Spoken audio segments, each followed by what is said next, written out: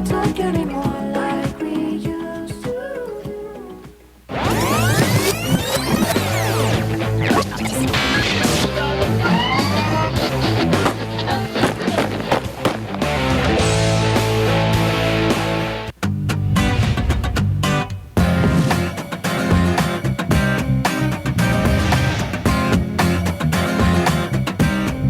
TVC 16. Aqui você se vê.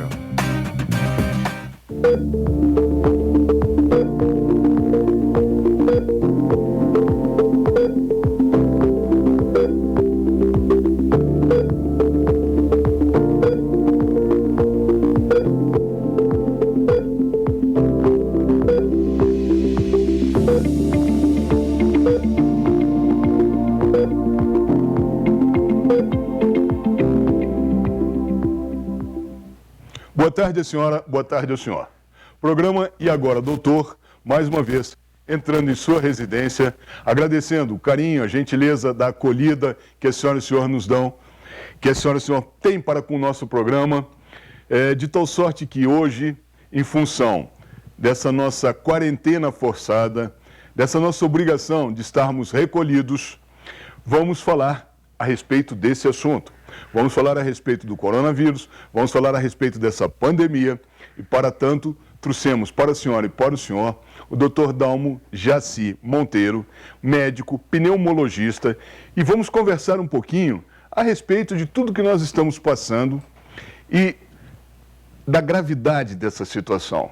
Essa situação é bastante séria, apesar de muitas pessoas quererem minimizar a situação, quererem mostrar que não há tantos riscos assim. Eu posso afirmar a senhora e o senhor, com a credibilidade que a senhora e o senhor tem na minha pessoa, de que estamos passando uma coisa séria e, por conta disso, vamos conversar com o Dr. Dalmo. Portanto, serão só 2 minutos, um pequeno intervalo. Fiquem conosco, já voltamos.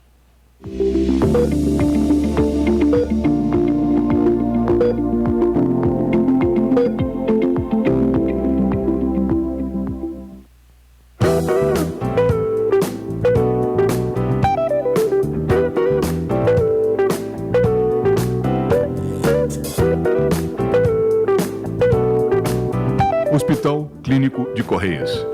Em um ambiente moderno, todo reformado, o mais novo hospital particular de Petrópolis o aguarda. Atendemos a todas as especialidades médicas: angiologia, cardiologia, cirurgia geral, clínica médica, dermatologia, endocrinologia, gastroenterologia, geriatria, ginecologia, nutrição, neurocirurgia, ortopedia e traumatologia, otorrinolaringologia, pediatria, proctologia, psiquiatria, pneumologia e urologia. Temos também consultas populares em nosso ambulatório. Temos convênios com Golden Cross, Intermédica, Espaço Clínico, Easy Life, GIAP Saúde. Estamos localizados na estrada União Indústria 2501, ao lado do terminal de Correias. Nosso telefone para consultas populares é 2236-3755. Hospital Clínico de Correias. Venha nos conhecer.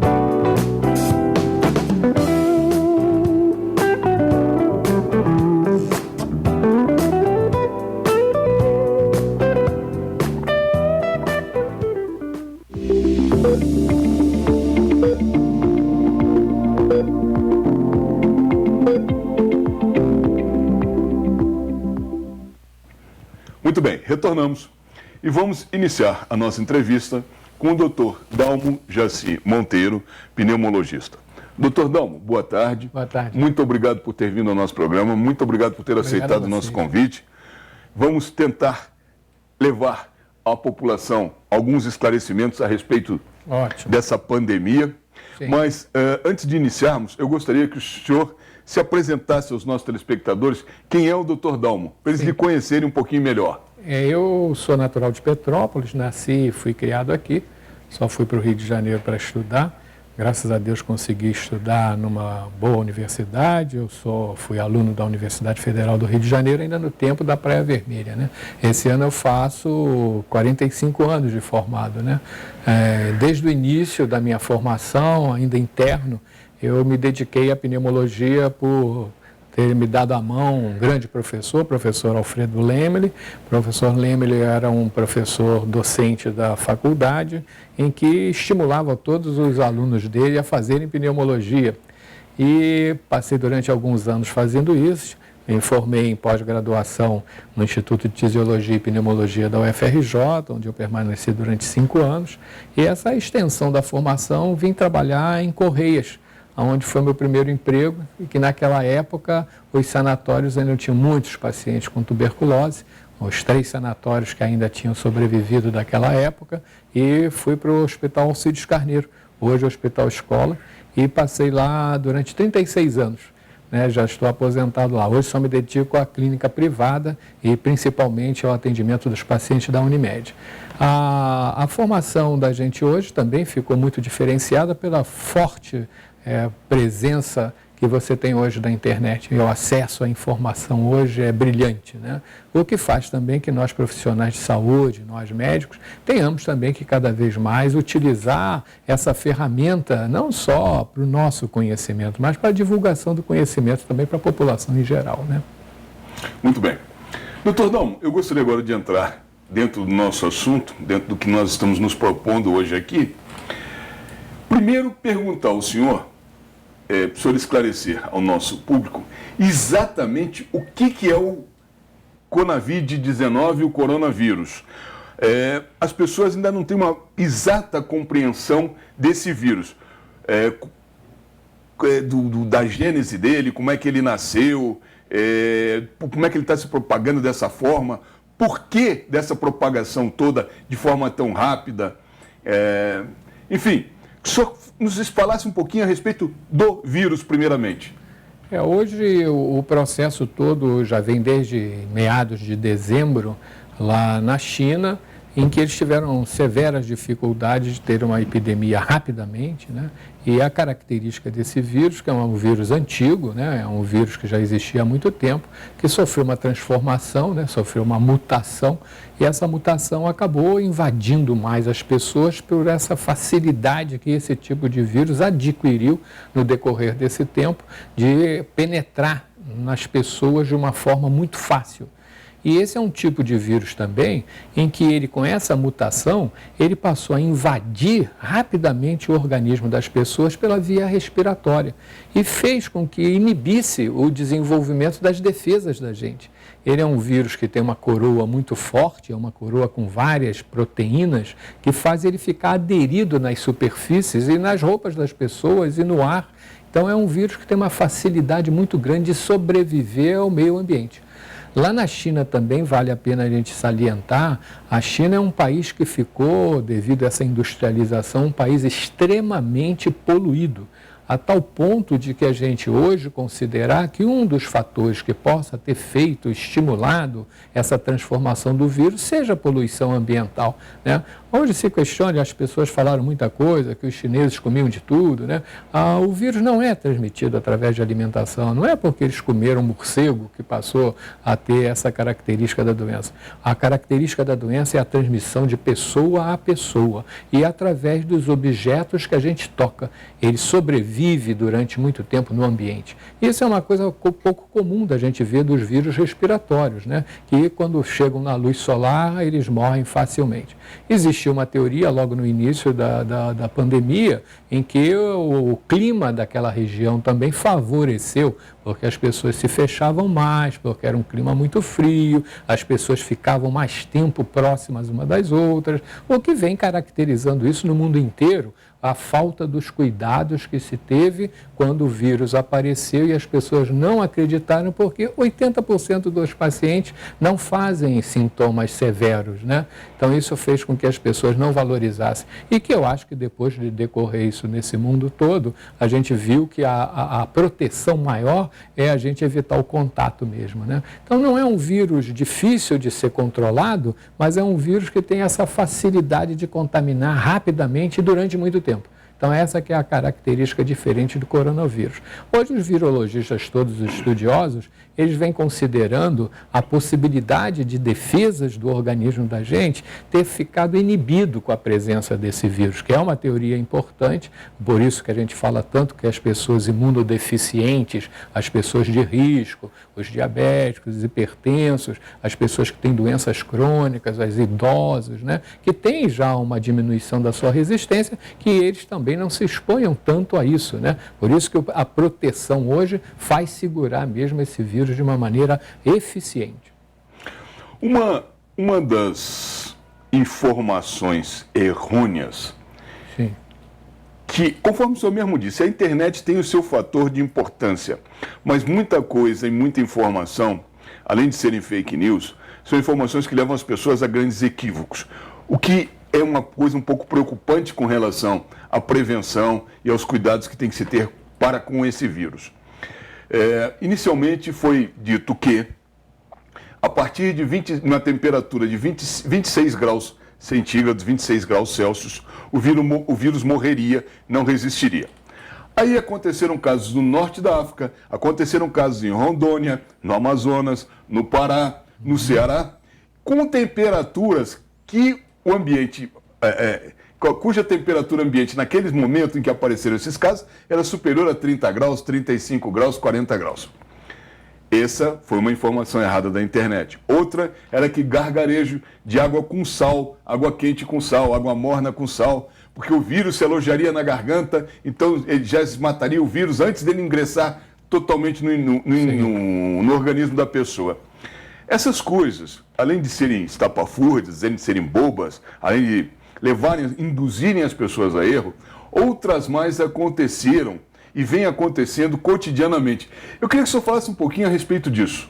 Sim, acho que o processo todo precisa ser bastante bem claro, que existem informações que são extremamente bem feitas, fiéis, né? E que geralmente são criadas e feitas por profissionais, técnicos, conhecidos, né? Então, acho que a informação precisa ser ela criticada quando ela vem de lugares que você não sabe quem são as pessoas, né? Não posso eu, para me postar perante a internet, para dizer para vocês que água morna é muito bom para poder tratar calo. Não é um processo que a gente possa desenvolver assim, né? Precisa ter um conhecimento científico, precisa ter uma confirmação, né? E em uma situação muito grave, porque a possibilidade de complicações desse vírus é enorme. Então não é um vírus simples que você vai poder esperar que ele faça a invasão dele, que depois a pessoa vai se defender, porque daqui a 15, 20 dias eu vou estar bom, né? Não há essa possibilidade da gente se arriscar de se expor ao vírus, né? Por outro lado, outras doenças que acontecem também no nosso meio já passaram, e nós já passamos por isso durante muitos anos, né? E é uma situação interessante, só te lembrar um pouco, Bernardo, o histórico que nós tivemos aqui de Oswaldo Cruz, que foi um infectologista de um conhecimento, sanitarista de um conhecimento enorme, né? Que frequentava todos os meios científicos do mundo inteiro, que foi prefeito de Petrópolis, né? E quando ele teve que lutar contra a febre amarela, né? Quando ele teve que lutar contra a febre amarela, as pessoas dentro de casa não deixavam ele entrar com a equipe dele para combater o mosquito, né? No Rio de Janeiro, os mata-mosquitos foram expulsos da rua para não permitirem que ele entrasse. Esse momento, a gente não pode mais deixar que aconteça no século XXI. As pessoas precisam realmente ficarem conscientes que elas podem receber a informação, trabalhar a informação e fazer exatamente como todos os técnicos têm feito e falado, né? E aqui vale também a gente considerar que a mídia trabalhou esse tema de uma maneira muito eficiente de divulgação, né? Hoje você tem redes de rádio, televisão espalhadas no Brasil inteiro, em que o acesso à informação é muito melhor do que existia há anos atrás, né? Então, o processo que eu acho que precisa ficar bem claro é que não é um vírus que não seja fácil de você controlar. Ele é fácil de controlar, mas desde que as pessoas todas cooperem para que não fiquem aglomeradas, que não fiquem passando em lugares desnecessários. Hoje eu estava vindo para cá pela rua e falei assim, eu não vou poder andar a pé na avenida, né? Eu vou pegar o meu carro, vou sair de uma garagem e vou entrar na outra garagem. Eu não vou me expor a fazer isso, não, porque eu não posso ficar doente, que provavelmente eu já tenho bastante imunidade. Mas, por outro lado, não posso me arriscar a passar por pessoas que estejam tossindo, por pessoas que estejam gripadas. Hoje a gente sabe que todas as pessoas nessa época agora que estiverem com algum sintoma, não tenha dúvida que a gente deve considerar que seja o coronavírus. Não vamos ficar pensando, mas deve ser a influenza, deve ser uma sinusite, deve ser uma alergia, senão as pessoas acabam se confundindo com os sintomas, porque esse vírus não dá sintomas severos. Os sintomas são muito leves. Então, eu vejo assim, eu vejo que as pessoas precisam ficar mais conscientes e mais preocupadas em receber informações corretas e procurarem isso nos sites, nas informações da mídia que sempre eles valorizaram, né? Tenho visto isso na rádio também. A rádio tem colocado várias vezes, sistematicamente, informações muito corretas. As televisões também têm feito isso de uma maneira muito correta. A imprensa tem feito isso de maneira correta. Então, vamos sair desse âmbito da internet, que qualquer um pode botar qualquer tipo de vídeo e não olharmos só isso. Vamos confirmar as informações que estão entrando pela internet. Muito bem. Com relação à mídia, já que o senhor tocou nesse assunto, eu vou pegar esse gancho. Eu vejo um certo exagero. Isso é uma opinião pessoal minha, tá? Vejo uma certa paranoia, a ponto de eu falar para algumas pessoas próximas a mim, de que o vírus da paranoia é tão prejudicial quanto o coronavírus. Sim.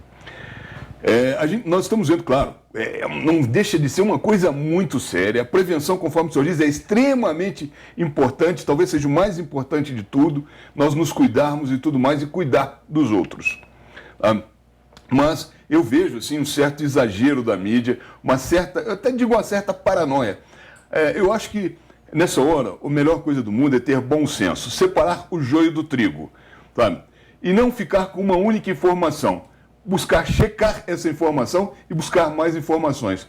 Que isso aí eu acho que é o mais importante de tudo. Nós estamos vivenciando agora, no momento, a vacinação da vacina da gripe para os idosos.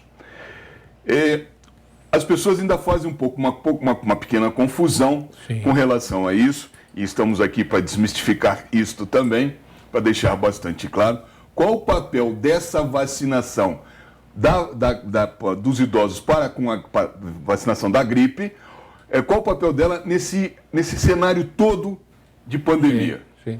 É muito importante, né? A vacinação antigripal, que já é uma coisa tradicional, bem feita no nosso país, né?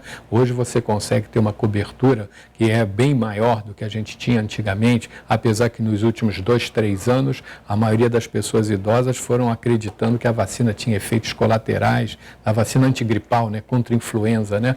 E esse processo vem exatamente, pelo meu modo de ver, pelo desconhecimento do que seja uma gripe por influenza, né?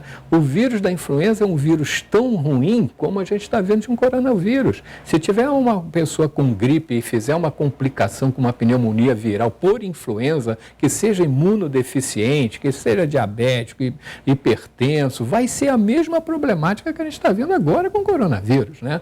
Hoje a gente tem um controle maior do vírus da influenza exatamente porque nós temos muitos anos de vacinação contra a gripe, né? Essa vacina ela precisa continuar sendo feita todos os anos e nós nós vimos isso, Bernardo. Antigamente a gente só vacinava as pessoas que eram idosas, com mais de 60 a 65 anos. Depois nós começamos a ver que os jovens também ficavam com formas severas de influenza. Passamos a vacinar os mais jovens, passamos a estender a vacinação para os profissionais da área de educação e não ficar só na área de saúde, né? Nós passamos a ver que as crianças transmitiam o vírus da influenza muito mais do que os adultos. Aí nós começamos a vacinar as crianças também na faixa até os 6 anos de idade. Então você veja como é que nós fomos estendendo pelo conhecimento epidemiológico tudo o que precisava ser feito em relação à influenza. Então a vacinação atual está muito bem preparada, né? Muito bem preparada. Os órgãos todos de saúde, do SUS, as secretarias todas de Estado, município, se prepararam para poder fazer um número maior de vacina. E aqui cabe um belo de um parênteses, né? As pessoas ficam comentando que eu preciso tomar uma vacina que seja mais forte de gripe e não tem necessidade de tomar uma vacina mais forte. Não existe uma vacina mais forte, o que existe é a vacina que tem a maioria dos vírus que passaram no ano passado. A gente vai fazendo com que a vacina fique cada vez melhor, porque a gente vai utilizando os vírus que passaram no nosso ambiente. Então não precisa a gente ficar preocupado que eu vou comprar uma vacina importada que vai ser melhor do que a vacina nacional. A vacina nacional é extremamente eficiente e preparada para o nosso meio, né?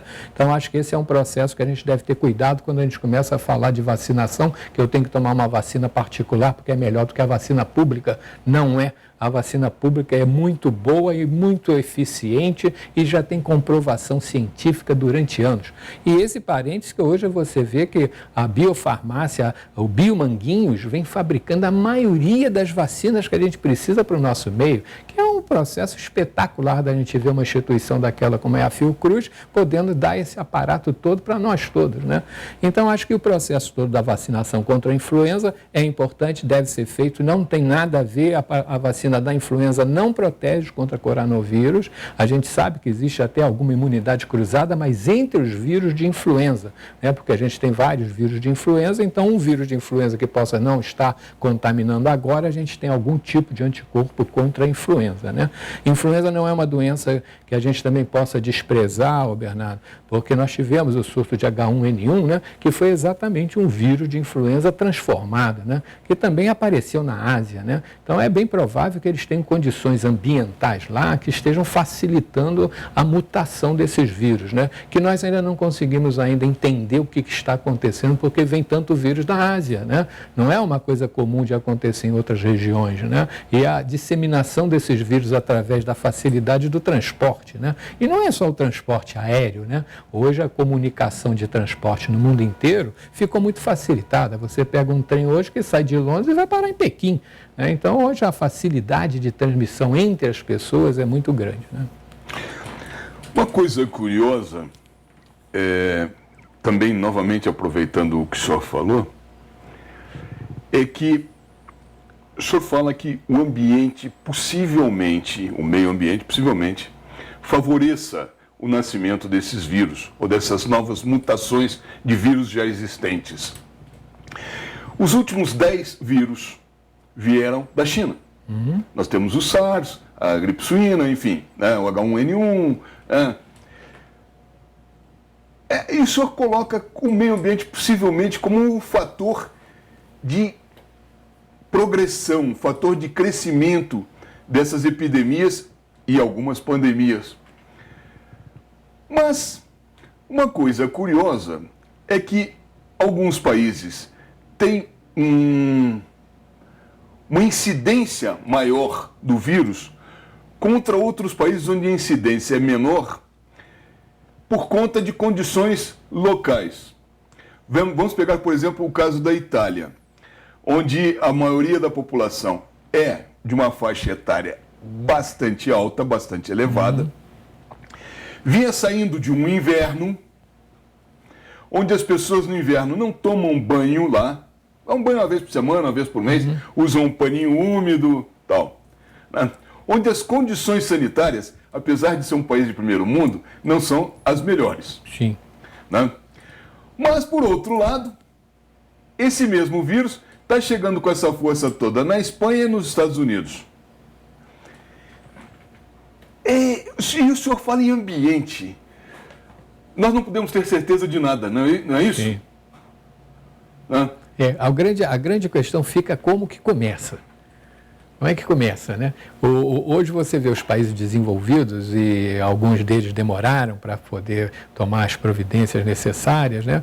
E também o grande trânsito de pessoas entre os países, né? Então, a facilidade de contaminação, não tenha dúvida, né? A maioria das pessoas que trouxeram o vírus da China são pessoas que trabalham lá e que fazem todas as suas atividades lá. E essa também é uma outra questão econômica, né, Bernardo, né? Essa globalização que foi feita no decorrer dos últimos anos levou também empresas para dentro da China, porque tinha uma produtividade que ninguém conseguia fazer no mundo do ponto de vista econômico. É, né? verdade. Tá? Hoje, quando você vê algumas imagens que apareceram da China, que a China você conseguia ver o céu, porque não tinha mais nenhuma névoa de poluição, né? Há anos que no Japão se andava de máscara. Há anos, né? No Japão, quando começava a dar poluição, todo mundo andava de máscara, né? Então, essa relação que possa ter do ambiente, ela certamente existe no início, quando você vai fazer a mutação do vírus. Existe algum comportamento genético que deva ficar dependente das condições ambientais, né?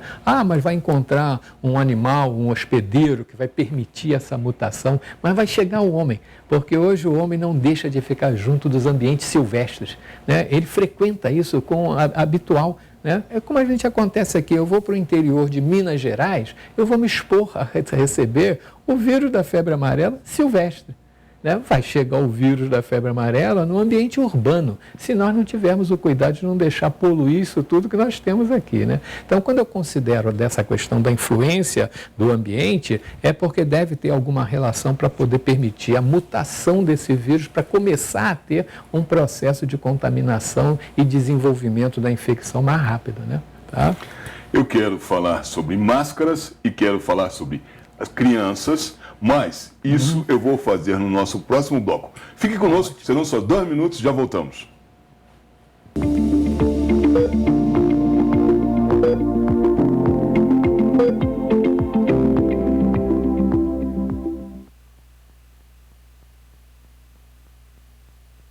Do que você imagina. Deixe por nossa conta as suas preocupações com segurança patrimonial. Nossa experiência e serviços vão proporcionar a você e a sua família a certeza de que sua casa, sua empresa, está nas mãos dos melhores profissionais. Serra Alarme, vigilância eletrônica e monitoramento de alarmes. Telefone 2237-2027. Rua Paulo Barbosa, 174, Sala 13, Centro, Petrópolis.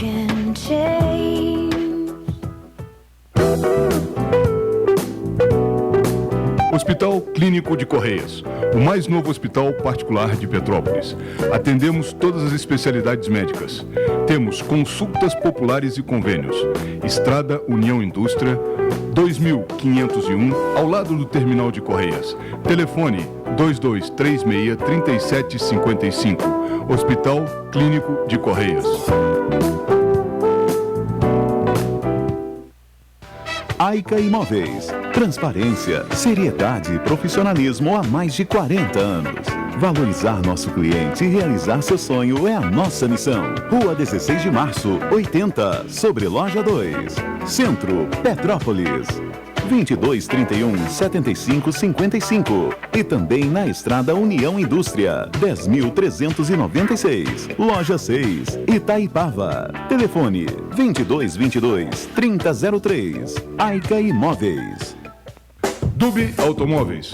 Não vendemos apenas automóveis, e sim damos a você o prazer de possuir um de nossos seminovos Prime, com toda a segurança e assessoria. Financiamento em até 60 meses, para aposentados e pensionistas, sem consulta aos órgãos de proteção ao crédito. Dube Automóveis, uma grife em veículos. Rua Washington Luiz, 133. Telefone 2237-5100. Oficina do Tião. Uma tradição de confiança de 30 anos. Com retífica de cabeçote, manutenção de GNV, alinhamento, balanceamento, injeção eletrônica, diagnóstico computadorizado, mecânica em geral. Rua Marciano Magalhães, número 80, a 50 metros da entrada do Morim. Telefones 2243-3916.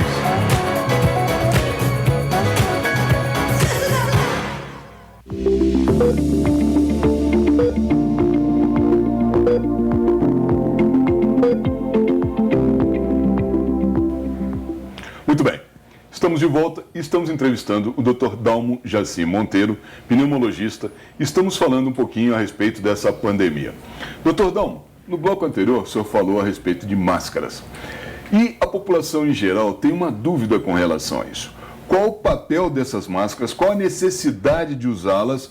Porque hoje mesmo, eu vindo para cá para a televisão, eu vi muita gente na rua com máscara. Isso é efetivamente necessário? Isso ajuda em alguma coisa? Isso previne alguma coisa? Ou seria mais uma imitação das pessoas que têm uma ligação com o vírus dentro dos hospitais, dentro dos postos de saúde, dentro do atendimento às pessoas que estão contaminadas? A população em geral precisa usar máscara? Essa é a pergunta. Ô Bernardo, certamente a população em geral não tem necessidade de usar máscara. A máscara não vai impedir das pessoas serem contaminadas pelo vírus, né? E principalmente se tem recomendado que você use a máscara, que é uma máscara comum, uma máscara cirúrgica, não precisa ser uma máscara especial, a tal da N95, não tem necessidade que as pessoas saiam comprando isso, né? Colocando bem claramente, as pessoas que vão sair à rua estão pensando que elas com máscara não vão ficar com risco de se contaminarem. Só que o vírus não está só nessa transmissão aérea, ela está também nas fechaduras, ela está nas maçanetas, ela está nos utensílios, né? Ela está espalhada em vários lugares. Se eu entro no supermercado e começo a tossir na hora que eu vou comprar o saco de feijão, né? Ficou no saco de feijão o vírus. O vírus vai sobreviver ali, pelo menos pelas últimas informações que se tem, durante 9 horas. Então, aquele saco que eu já estou levando para casa já está contaminando dentro do meu domicílio. Então, não vai ser a máscara que vai proteger você, né? Acho que a máscara deve estar sendo usada nos ambientes que são de saúde, nos ambientes hospitalares, nos ambientes que você vê de vacinação, nos ambientes que são próprios, que as pessoas expostas lá, os profissionais de saúde, eles não podem ficar expostos sem uma proteção, né? Acho também que só deve usar máscara quem tiver sintomas. Não adianta você se proteger contra o vírus, que adianta que você não transmita o vírus. Então, pessoas que estão tossindo, vão ficar dentro de casa em recolhimento, coloca uma máscara para não contaminar os seus familiares, né? Então, essa pessoa precisa ficar isolada, vai ficar num quarto à parte, né? Vai ficar num ambiente que ele não vá passar o vírus para outras pessoas de dentro de casa. Então, a utilização da máscara na rua é totalmente desnecessária, né? E usar máscaras especiais, só o pessoal que trabalha no ambiente hospitalar, pessoas que vão ficar expostas a muita quantidade de vírus, que a gente chama de carga viral, né? Essas pessoas, sim, devem usar as máscaras especiais. E é o que a gente tem visto, né, nas pessoas que vão tratar das formas severas das pneumonias no coronavírus, a gente tem visto eles se paramentarem muito, né? Não só o uso de aventais, não só o uso de macacão, usando máscaras fechadas completamente, óculos para poder não contaminar pela conjuntiva. Então, são pessoas que vão lidar com os pacientes gravemente doentes e altamente transmissores do vírus. Vamos falar um pouquinho agora das crianças. Estatisticamente falando, o coronavírus ele tem atingido um número maior de pessoas a partir dos 60 anos, portadores já de algumas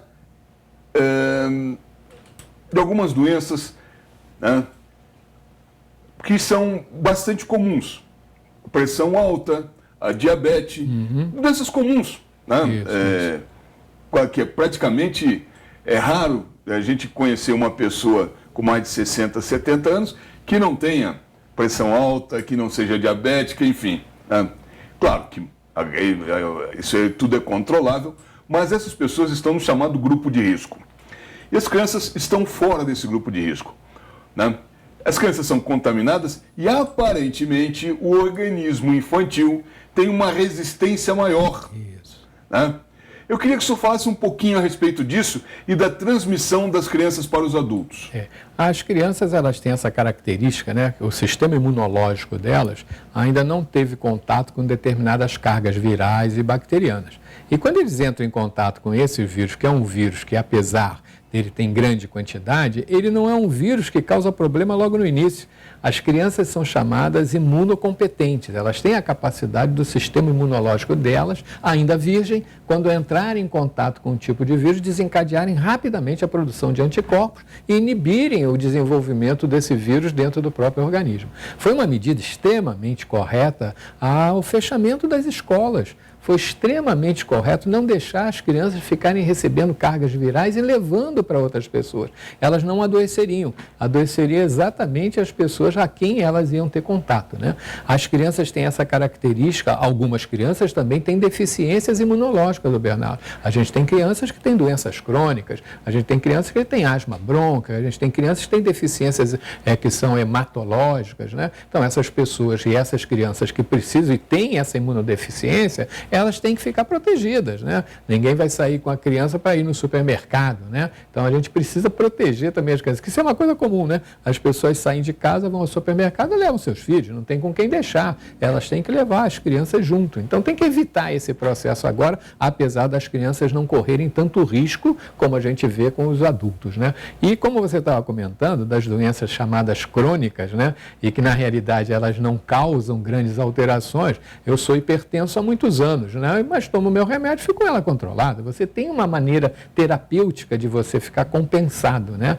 Eu tenho enfisema, mas não tenho tido nenhuma crise de enfisema, então eu estou compensado. Eu tenho insuficiência cardíaca e não estou tendo problema, né? Porque essas doenças você tem medicação que pode compensar. Diferente das doenças infecciosas, que quando elas entram, a reação dentro de um organismo imunodeficiente é enorme. Então, você não pode prever o que vai acontecer, né? Eu não arriscaria nenhum sistema imunológico de adulto, né? Por mais que a gente possa ter defesas, né? Mas eu acho que essas pessoas que têm as patologias antigas, crônicas, tratáveis, precisam se proteger agora porque elas passam a ser as portadoras do vírus.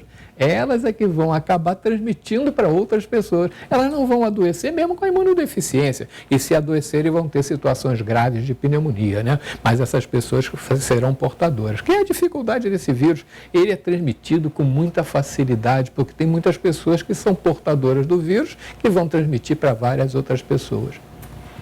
Nós estamos, antes de entrar aqui no programa, antes de iniciarmos o programa, estamos conversando ali na recepção e o nosso diretor, Marcos Falcone, fez uma pergunta para o senhor, pediu que eu fizesse uma pergunta para o senhor, que vinha a ser o psicológico das pessoas nesse momento. Como é que o senhor enxerga o psicológico das pessoas nesse momento? O processo é um processo muito severo no aspecto emocional, sabe? E o aspecto emocional é severo porque são pessoas já muito solitárias, né? A maioria das pessoas idosas hoje são poucas a que constituem e podem ter as suas famílias, né? Aqui em Petrópolis a gente tem uma característica muito interessante, Bernardo, porque Petrópolis é uma cidade que teve uma colonização estrangeira, uma colonização europeia, então os nossos idosos sobrevivem muitos anos. A gente tem pessoas sobrevivendo com mais de 80, 85 anos saudáveis. São pessoas que são senis, mas que não têm doença, né? E outra coisa que é importante dessa população aqui em Petrópolis, que são muitos idosos, né? A gente sabe que esses idosos sabem também se cuidar. O que é o pior problema do idoso hoje é a solidão. Vão perdendo seus familiares, os familiares vão saindo da cidade, vão casando, vão tendo atividades fora do nosso município, né? E a pessoa idosa fica sozinha. E quando fica sozinha, ela acaba criando um clima de solidão que apavora quando aparece uma doença.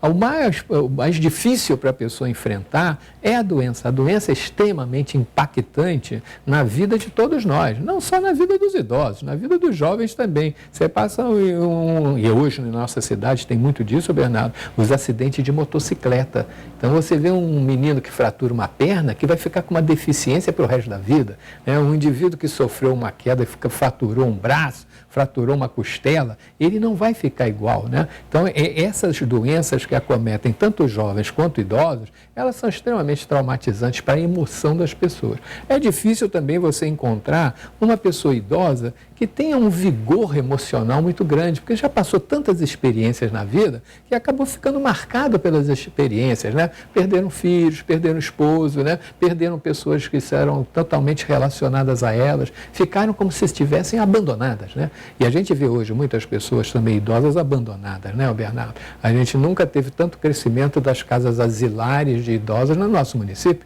né? É mais fácil as pessoas pensarem que deixando a pessoa idosa sendo cuidada num asilo, que ela vai ficar bem tratada. O bom tratamento para ela é conviver com a família, né? Não existe outro melhor tratamento do que o convívio familiar para qualquer tipo de situação a pessoa idosa, né? A doente e a que é saudável, né?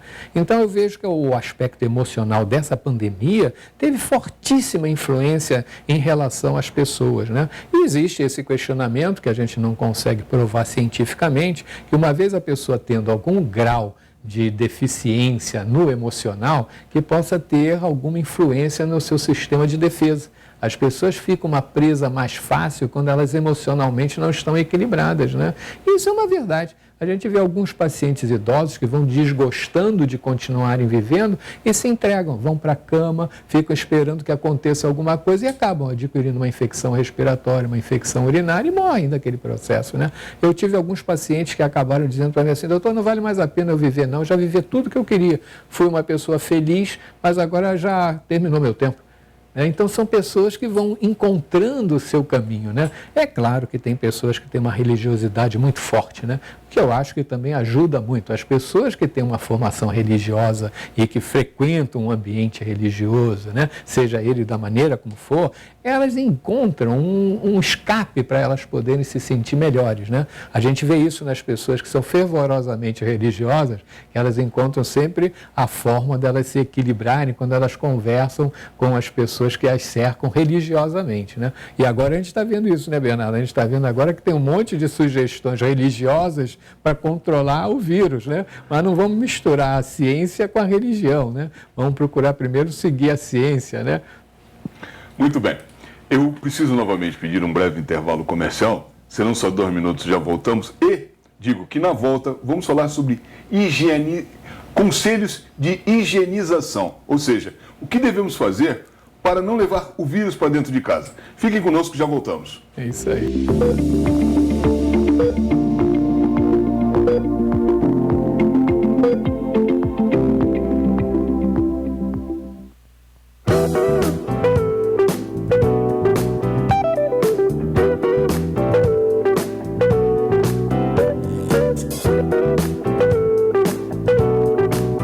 Hospital Clínico de Correias.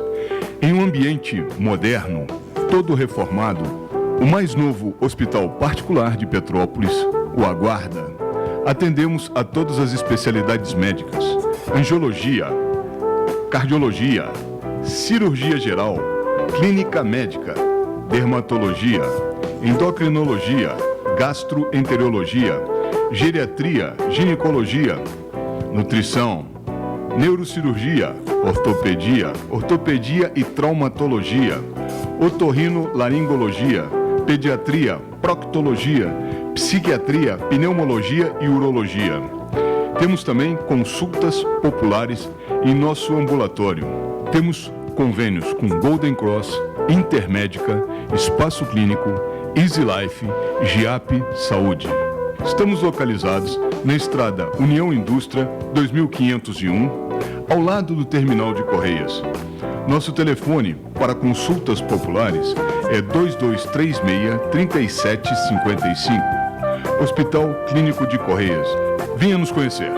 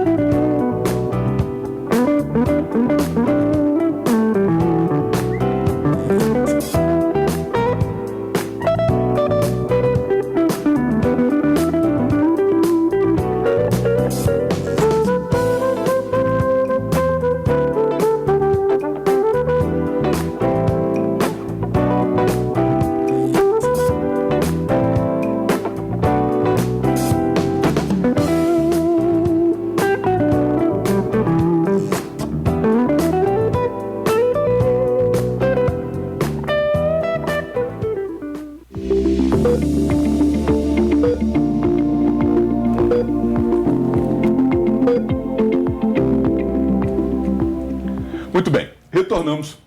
E, conforme prometido no bloco anterior, vamos falar um pouquinho sobre higienização de alimentos.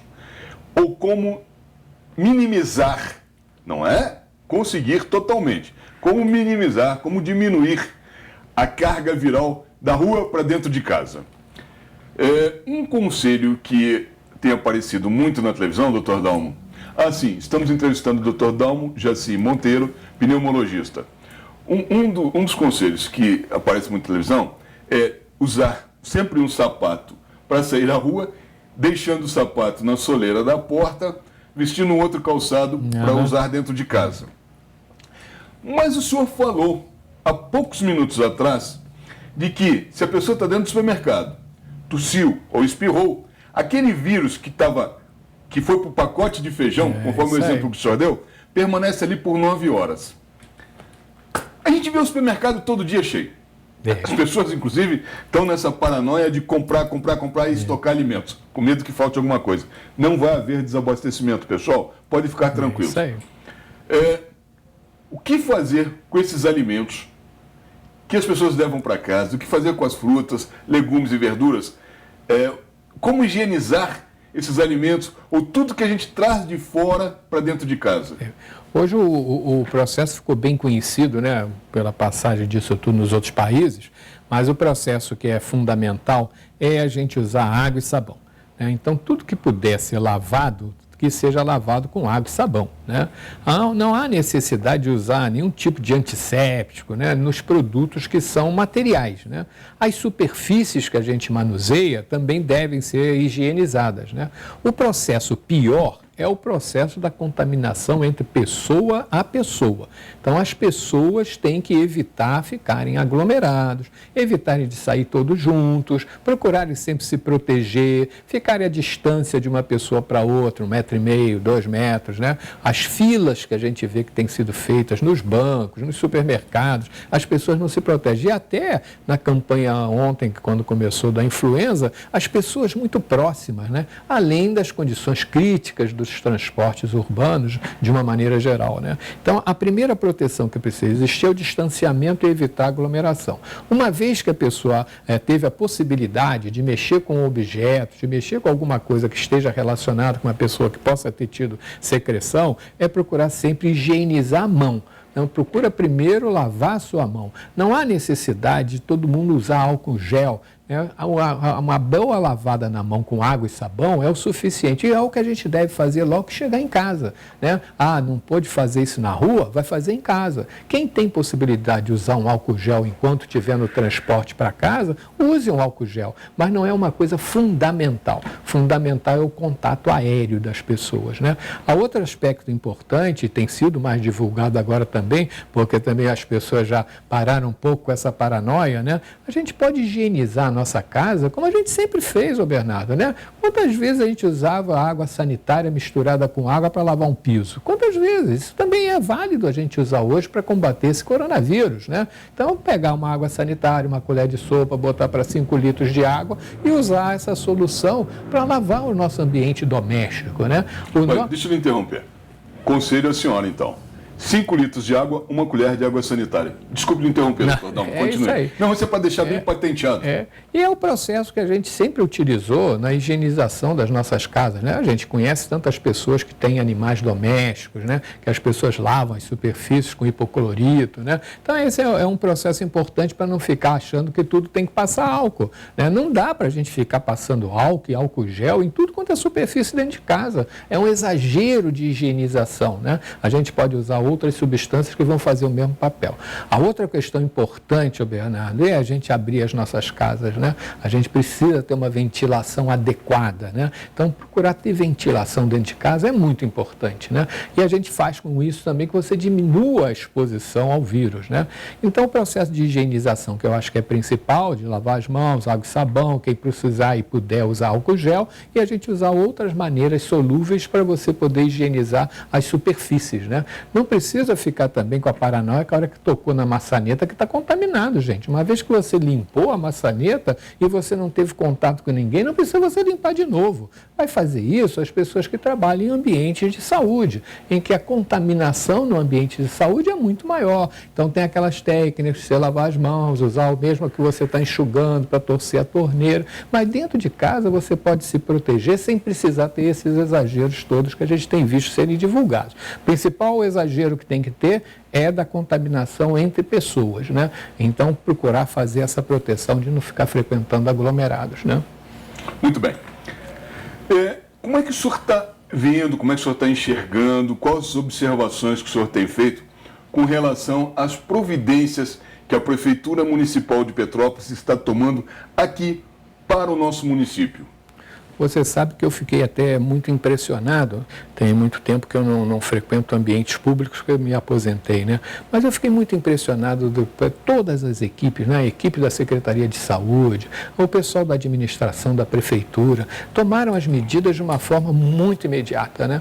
Pela competência das equipes que nós também temos em Petrópolis, não é, Bernardo? A gente tem vários centros na nossa cidade que são espetaculares, né? Você vê o trabalho que o pessoal faz no Hospital Alcides Carneiro, trabalho do pronto-socorro, o trabalho que o pessoal faz dentro das unidades públicas todas de postos de saúde. Nós temos postos de saúde de tudo quanto é tipo, né, Bernardo? Tem posto de saúde que é em Casa Velha, tem posto de saúde que é nos fundos da igreja, tem posto de saúde que foi construído para ser posto de saúde, né?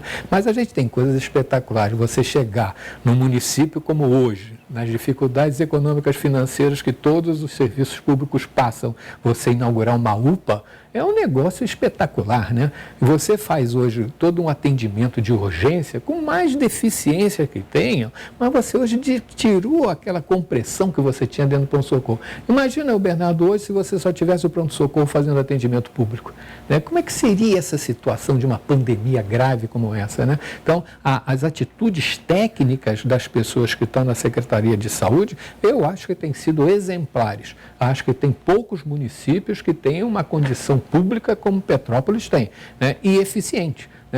Mas eu vou lá, fico numa fila enorme. Sim, gente, há uma sobrecarga de atendimentos, porque muitas das pessoas não têm acesso a um ambulatório. Se a gente desenvolver mais o sistema ambulatorial da nossa cidade, com especialidades ou não, a tendência é que a gente diminua a quantidade de gente que frequenta as unidades de emergência e de urgência, né? Então, eu acho que o processo todo que está sendo tomado tem sido muito eficiente.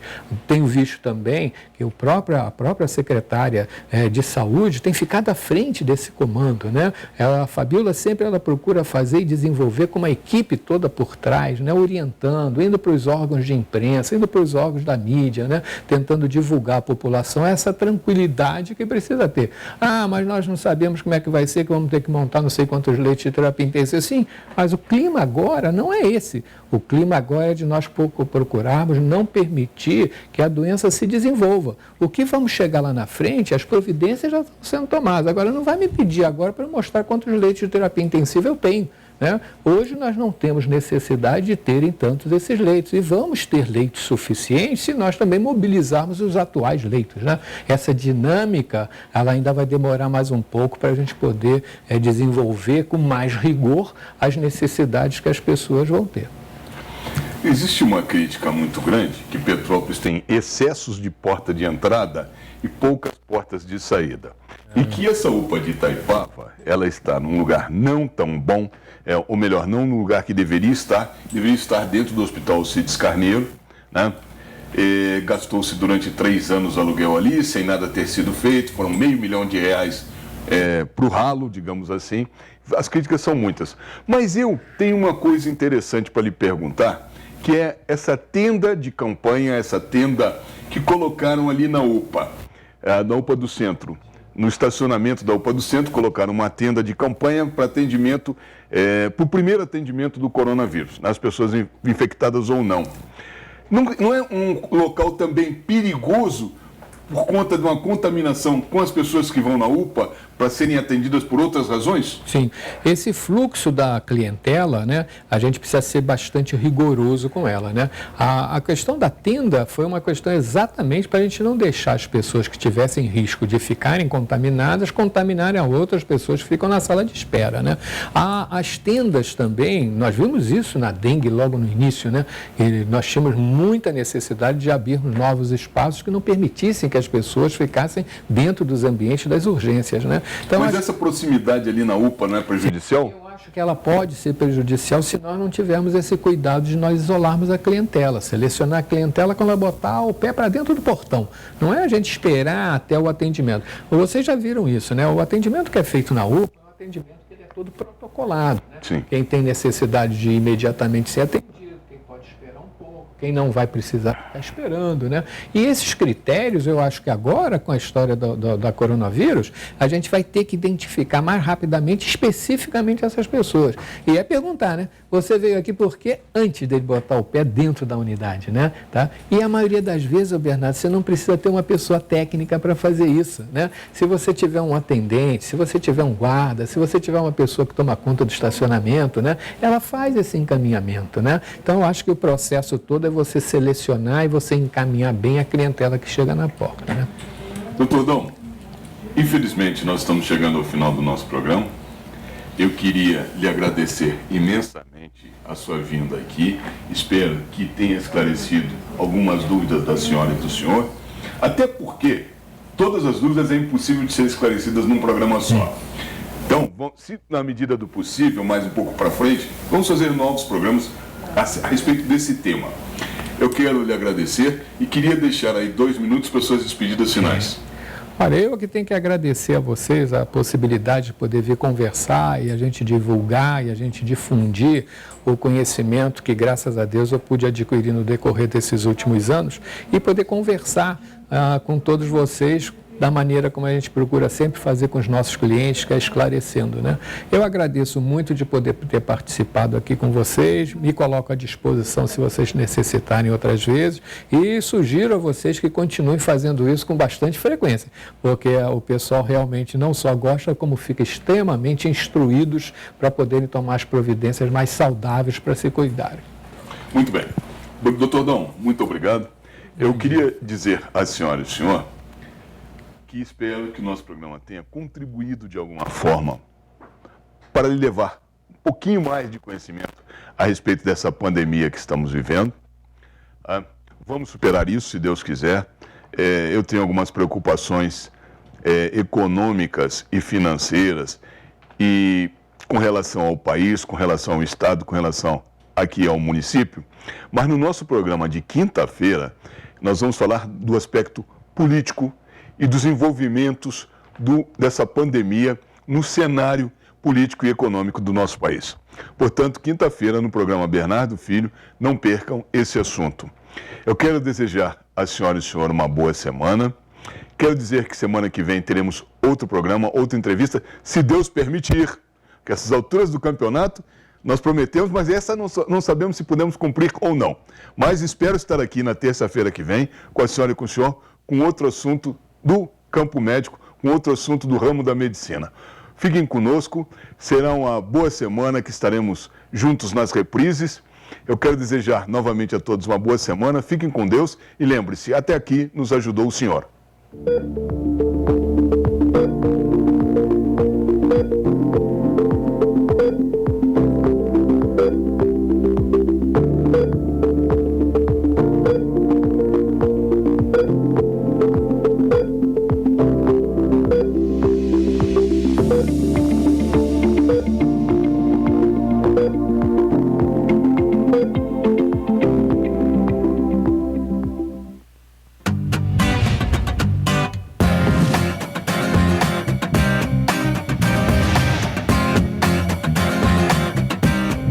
TVC 16.